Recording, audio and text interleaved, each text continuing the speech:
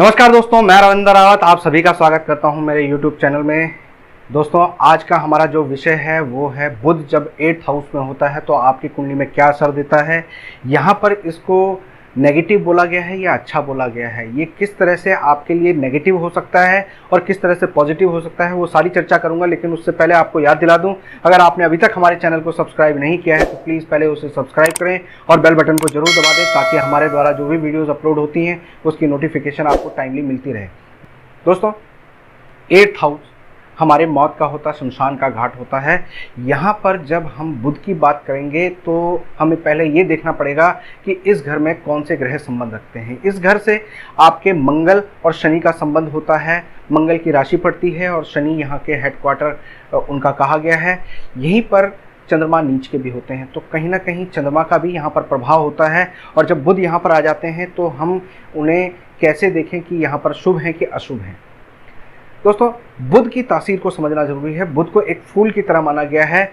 बुध एक छोटी कन्या के रूप में कहा गया है। जब कन्या किसी शमशान में बैठी होगी या फूल जब शमशान में जाएंगे तो उसको मुर्दे पे चढ़े हुए फूल या ऐसी छोटी कन्या जिसको प्रेत का रूप कहा गया है वो माना जाएगा।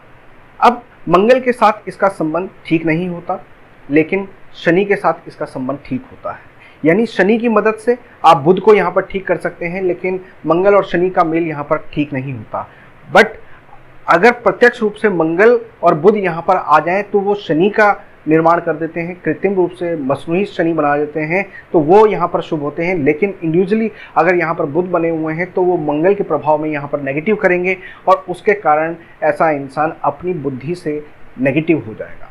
उसकी सोच अपनी नेगेटिव होगी, वो हर चीज़ को बार बार सोचेगा और बहुत गहराई तक सोचेगा, पुरानी से पुरानी बात को भूल नहीं पाएगा और नेगेटिव पहलुओं को हमेशा उजागर रखेगा, हमेशा परेशान रहेगा। मेंटली फिजिकली उसको नुकसान होगा। दोस्तों, कोई भी ग्रह कहीं पर जाता है, चाहे वो वहाँ पर ख़राब स्थिति में ही क्यों ना हो, अगर आप उसको सही से ठीक रखते हैं, उसके परहेज अपना कर चलते हैं, उसकी तासीर को समझ के चलते हैं, तो वो प्लैनेट नेगेटिव होते हुए भी आपको अच्छा फल दे सकता है।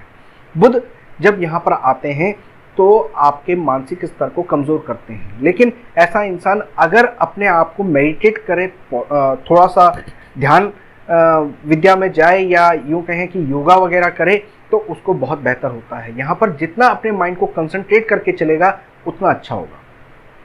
यहाँ पर एक एग्जाम्पल के तौर पे मैं यहाँ पर बुध के आपको फल बताने की कोशिश करता हूँ। दोस्तों, जैसा हमारा कंप्यूटर होता है उसमें जो हार्ड डिस्क होती है वो हमारा माइंड है और बुध उससे संबंध रखता है। अब वहाँ पर आपने पुरानी से पुरानी फाइल रखी, लेकिन समय के अनुसार वो फाइलें जमा होती गई और वो एक वजन बनती गई। अब ऐसे में आप पुरानी फाइलें जो अनयूज्ड हैं उनको अगर आप डिलीट नहीं करते हैं तो आपके हार्ड डिस्क करप्ट होने लगेगी, आपके हार्ड डिस्क हैंग होने लगेगी।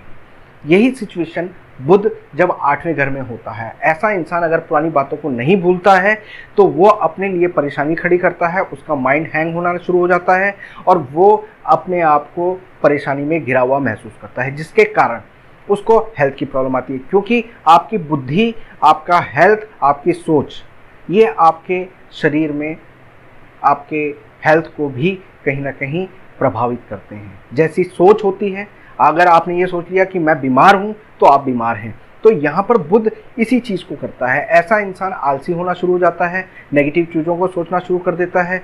हर समय वो एक डर और वहम के शिकार में फंस जाता है।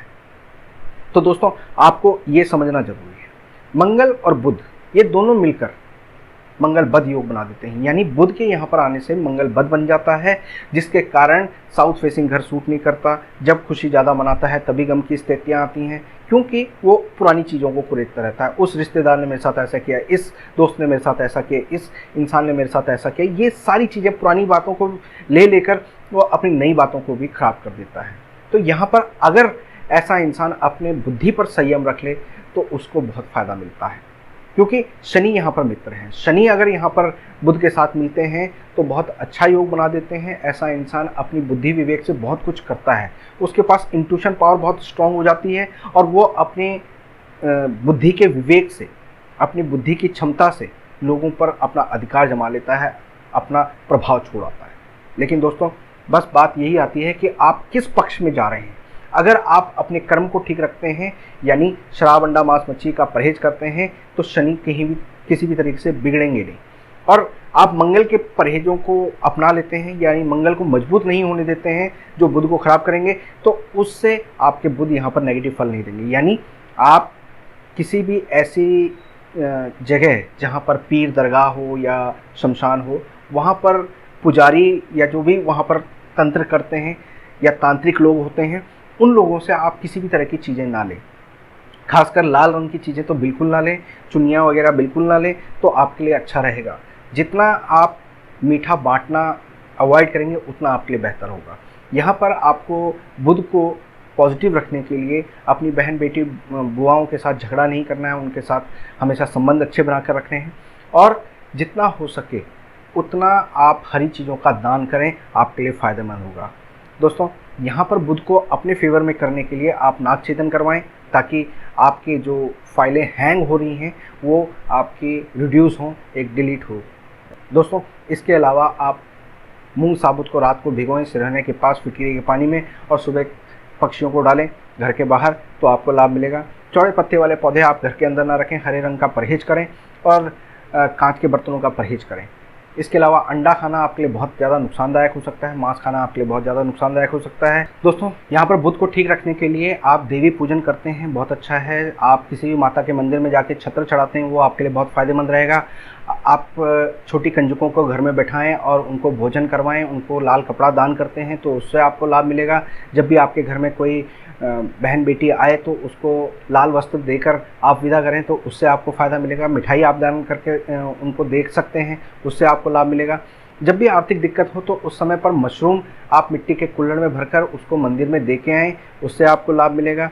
और अगर आपको मशरूम नहीं मिलती है तो ऐसे में एक मिट्टी के कसोले में आप मूंग साबुत भरकर आप मंदिर में रख के आते हैं, तो उससे भी आपको लाभ मिलता है। दोस्तों, यहाँ पर आपको एक चीज़ का खास तौर पे ख्याल रखना है कि आप जब भी नया कपड़ा पहने, कोरा कपड़ा पहने, तो उसको धोकर ही पहने। खास तौर पर पीले रंग का कोई भी वस्त्र हो तो उसे नदी के पानी से या गंगा जल से धोकर उस पर पानी का छिड़काव करके फिर ही पहने, तो वो आपके लिए बेहतर होगा। 8वें घर में जब बुध बैठे हों तो ऐसे में काला अंडरवेयर पहनना आपको काफ़ी मजबूती देता है। या आप अपने हिप्स में 43 दिन तक सुरमे का टीका लगाएं, तो उससे आपको लाभ मिलता है। दोस्तों, आपको जितना हो सके अपने शरीर पर चांदी धारण करनी चाहिए। चांदी के बर्तन में आप खाना खाएं या पानी पिएं, तो उससे आपको लाभ मिलता है। दोस्तों, यहाँ पर एक बात का बहुत ज़्यादा ख्याल रखना है कि आप भगवान पर आस्था रखें, लेकिन अपने घर के अंदर धुआं ना करें, यानी बहुत ज़्यादा धूप, अगरबत्ती, इन चीज़ों का प्रयोग ना करें। एक लिमिटेड रेशो में अगर आप इस चीज़ को करते हैं तो कोई दिक्कत नहीं है। अगर आपके घर में चिमनी लगी हुई है, यानी जो चूल्हे के ऊपर या गैस के ऊपर चिमनी लगाते हैं, वो चिमनी लगी हुई है और वो ख़राब पड़ी हुई है, तो उसको ठीक करवाएं। दोस्तों, इसके अलावा आपको आपका जो घर का मंदिर है उसको बार बार उसका स्थान नहीं बदलना चाहिए, नहीं तो जब जब आप स्थान बदलेंगे उसके बाद आपको परेशानी आएगी। दोस्तों, ये मैंने 8वें घर के बुध के बारे में बताया। उम्मीद करता हूँ कि आपको ये सारी बातें समझ में आई होंगी। किसी भी तरह का कोई सवाल हो, डाउट हो, तो हमें कमेंट बॉक्स में ज़रूर लिखें। लाइक और शेयर करना बिल्कुल ना भूलें। फिलहाल मैं अपनी वाणी को विराम देता हूँ। नमस्कार।